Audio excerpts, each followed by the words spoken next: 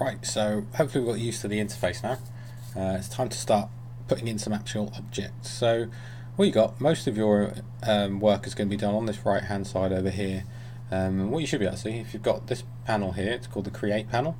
You should have the word box, cone, sphere, and all these things here. And these are basic, they're common primitives to start with, and they're sort of basic shapes which you can use to start modeling from. And one of the first ones you'd use is something like a box. If you click on the word box, you can literally into the viewport click and drag and do the base, let go, move your mouse up, click again, and then we've got ourselves a box. What you're going to find is that it's still in create mode. If you see something's blue and highlighted, it's actually still creating. So if I clicked again, it's going to keep going, and like, oh god, how do I stop it? Well, then you right click it and that stops from actually creating more. So we need to delete these quickly, so just click them once and then click delete on your keyboard and they're gone. What I'm going to do is just going to make this screen slightly bigger so you can see a bit more, and the way you do that is holding Alt and then W, and that makes it full screen. Alt and W again, it goes back down, and it is context sensitive, so if I move my mouse over to this window and press Alt W, that one gets bigger. So there you go. Another quick thing I'd say to do is, it's a bit difficult sometimes to see the edges of your box, of your shape, whatever you're doing. But sometimes you want to see how many faces you've got, how many kind of lines there are.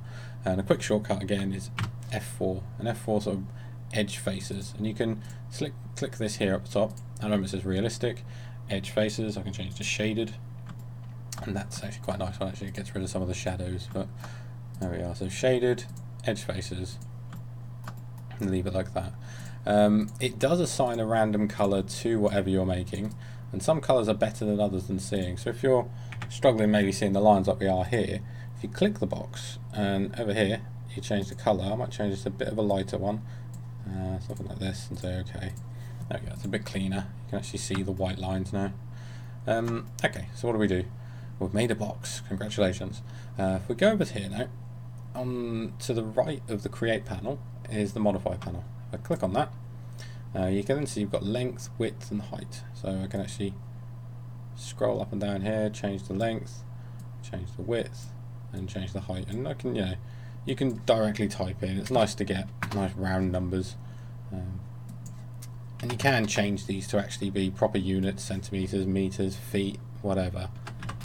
And what you've also got, and this is going to become more important later, segments, and we can actually divide these up. So we've got, cutting these up here. At the moment, not really going to make much difference to your shape, but it's really important later to have some cuts and things. But at the moment, we'll just leave it there. It's basically for adding detail. So that's a cube. Well, it was a cube. If we go back to our create panel, we'll try out some more. So we've got cone. Click on that, drag it up, and it's actually got 3 stages to this. Now you do the actual how far you want it to go in and out. So click again, right click to stop. Sphere is a sphere. Geosphere is a sphere, but just made out of tries, made out of triangles. You've got a cylinder. You've got a tube. You've got a torus. Nice big donut. You've got a pyramid. And you've got the classic, you've got the teapot. And plane, it's not an aeroplane, it's a plane, a sheet. I think of it like a sheet of paper.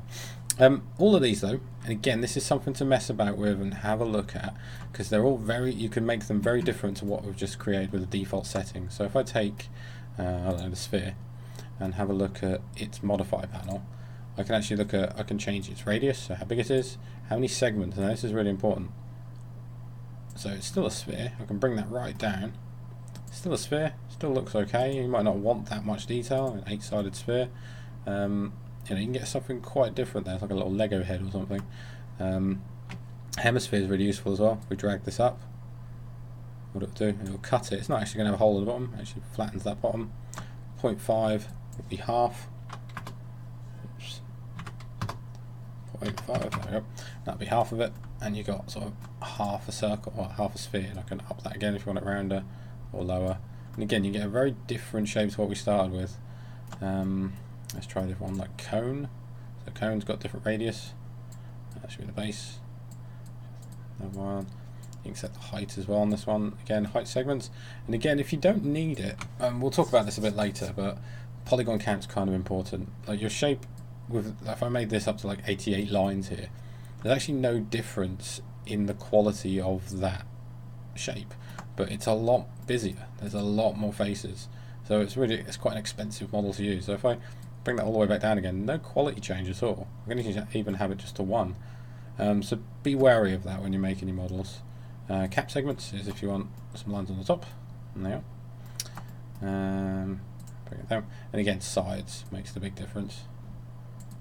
Again, you might think, how am I going to make a model like that? Well, always remember your common primitives, because they do a lot. Geosphere, this again, how many segments? Looks very different again. Your tube. And then I'd say mess about with these, because you can make some really interesting shapes.